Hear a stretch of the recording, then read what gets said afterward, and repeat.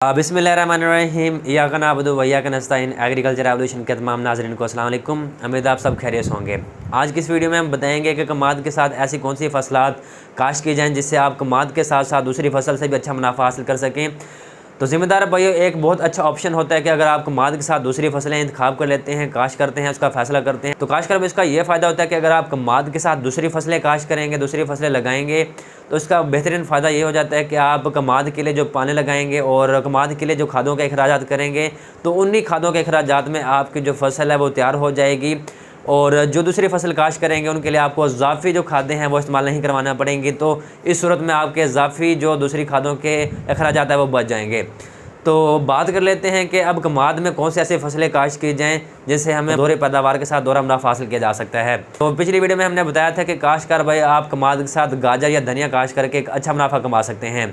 तो ज़िम्मेदार भैया, कमाद में आप लहसन भी काश्त कर सकते हैं, प्याज भी काश्त कर सकते हैं। इस सूरत में आप ये करेंगे कि आप 4 फुट के फासले पर लाइनें या कतारें बना लेंगे और उन लाइनों के दरमियान में आप जो है वो कमाद काश्त कर लेंगे। लेकिन जो दूसरी तरफें होंगे यानी जो दूसरे किनारे होंगे, दूसरी साइडें होंगे, वहाँ पे आप लहसुन काश्त कर सकते हैं और इसके अलावा आप प्याज काश्त कर सकते हैं। तो इसमें अक्सर काश्तकार भाई ज़िम्मेदार भाई ये पूछते हैं कि कमाद में जड़ी बूटियाँ होती हैं, उसके लिए हम कौन सा तरीकाकार करें। तो ज़िम्मेदार भाई, जैसे आप पानी लगा लेते हैं, पानी लगाने के बाद अगला मरला ये आता है कि वतर आएगा। वतर आने पे आप तकरीबन 800 मिलीलीटर जो है वो एस मेटालोक्लोर जो है वो आप जड़ी बूटी मार जहर स्प्रे करेंगे, तो आपकी कमाद की जो जड़ी बूटियाँ होंगी वो उनका ख़त्म हो जाएगा।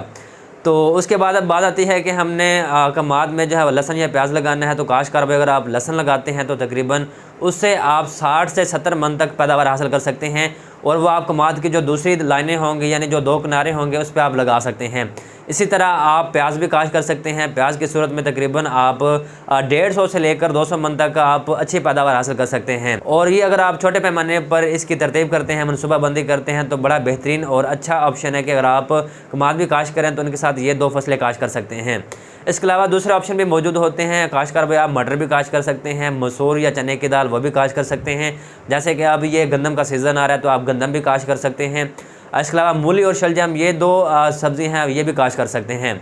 तो काश्तकार भाई, चंद ऑप्शन है जो आप कमाद के साथ काश्त करते हुए दोहरी फसल के साथ दोहरा मुनाफा भी कमा सकते हैं। तो ज़िम्मेदार भाई, उम्मीद है कि ये छोटी सी वीडियो आपको पसंद आई होगी। अगर ये वीडियो आपको पसंद आई तो इसको लाइक करें, शेयर करें और हमारे दूसरे काश्तकार भाइयों तक ज़्यादा से ज़्यादा शेयर किया करें ताकि हमारे इस तरह की मालूमात दूसरे काश्तकार भाइयों को भी फ़ायदा दें।